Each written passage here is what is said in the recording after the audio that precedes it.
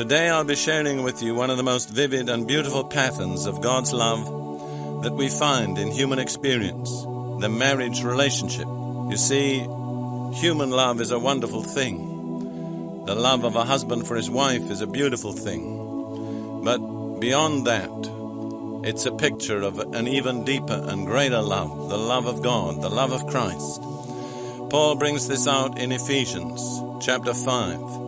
Verses 25 through 32. Speaking to husbands, he admonishes them of their responsibility to love their wives. But then he goes on to use the love of a husband for his wife as a picture of Christ's love for his people, the church. Husbands, love your wives, just as Christ loved the church and gave himself up for her to make her holy, cleansing her by the washing with water through the word, and to present her to himself as a radiant church, without stain or wrinkle or any other blemish, but holy and blameless. In this same way, husbands ought to love their wives as their own bodies. He who loves his wife loves himself. After all, no one ever hated his own body, but he feeds and cares for it, just as Christ does the church. For we are members of his body. And then Paul quotes something from Genesis chapter 2. For this reason a man will leave his father and mother, and be united to his wife, and the two will become one flesh. This is a profound mystery, but I am talking about Christ and the church. You see, human marriage is a profound mystery, but it's also a picture of a yet more profound and wonderful mystery, the love of Christ for his church. And so Paul, in speaking to husbands and admonishing them that they have this divine responsibility to love their wives, takes that and uses it as a picture of the love of Christ for the church. And so I want to take just a few moments to point out certain aspects of the kind of love that Paul is here talking about. Let me point out to you 5 facts that this example of Paul reveals to us about the love of Christ. First of all, it reveals Christ's motivation. The beginning is, love your wives as Christ loved the church and gave himself up for her. What was the basic motivation? Love. That love itself is the ultimate. It's the very nature of God. God is love. And so Christ loved, and out of his love, he did what he did. Second, it's a self-giving love, agape love. It's self-giving. It doesn't just give presents. It gives itself. Christ loved the church and he gave himself. Third, love has a vision of what it can do for the person it loves. I think this is beautiful. Jesus looked down on a world of sinners, and he saw there, by faith, a beautiful bride for himself. Gave himself up because out of his love came a vision of what he could change people into. He gave himself up to make his church holy, that he might present her to himself as a radiant church, without stain or wrinkle or any other blemish, but holy and blameless. See, love has vision. Love sees the object of its love, and it sees the potential. It sees beneath the surface. It sees what is not manifest to human senses or to the reason. And on the basis of this vision that comes out of faith, love acts in a way that would seem ridiculous to the carnal mind or to the person who bases everything on reason. How could God look down on a world of lost sinners and picture for himself this beautiful bride? Only love understands that. And then the fourth point about this kind of love, it makes full provision for all needs. If you study that passage I've read in Ephesians 5, Jesus makes full provision for all the needs of the church, physical and spiritual. He cares for the church just like a man cares for his own body. He feeds it, cares for it. But he also makes spiritual provision for the cleansing of the church with the washing of the water through the word.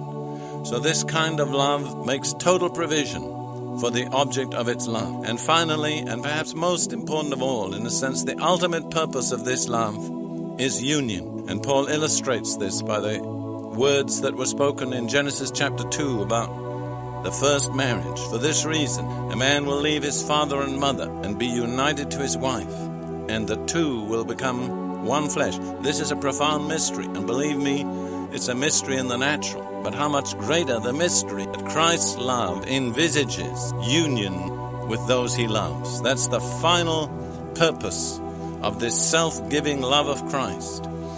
That's the reason why he makes all provision, because he's going to be united forever with those whom he loves.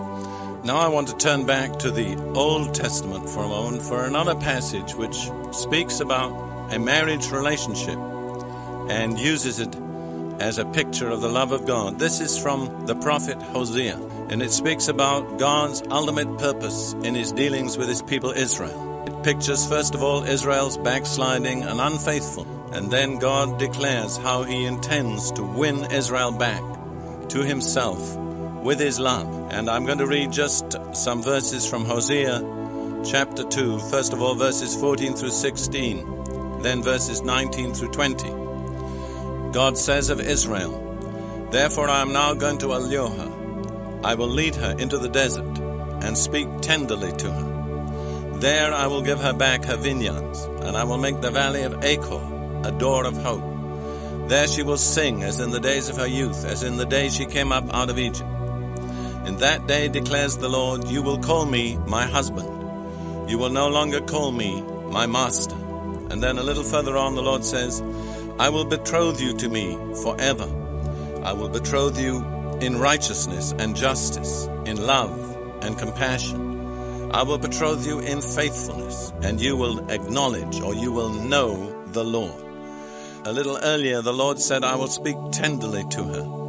The literal wording is, "I will speak to her heart." Just want to take some principles out of that illustrate God's love and the way he deals. First of all, God allures us through his love. He draws us. He has a plan, and he doesn't always tell us in advance what his plan is. And he may permit us to come into circumstances that seem very hard and very difficult, but it's all part of God's plan. He makes the valley of Achor, which is trouble, a door of hope. So God allures. He entices us into a situation we were going to have to turn to him because everything else has been cut off.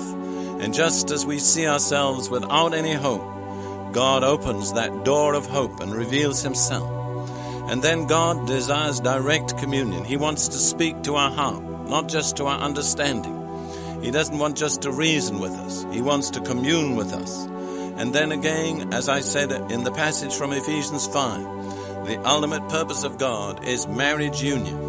He says, "You're going to call me my husband, no longer just my master." That was the Old Testament word for a husband under the law. But the Lord says, "I want to introduce you to a new word." It's too difficult for me to explain in detail the exact significance of the Hebrew words used. But the Lord says, "I want this marriage relationship with you. I want to be your husband. I want you as my wife." So the same beautiful picture is there in Hosea prophetically that is brought out into the open in the New Testament by the teaching of the Apostle Paul. Marriage is ultimately, in its profoundest meaning, a picture of the love that God has for his people.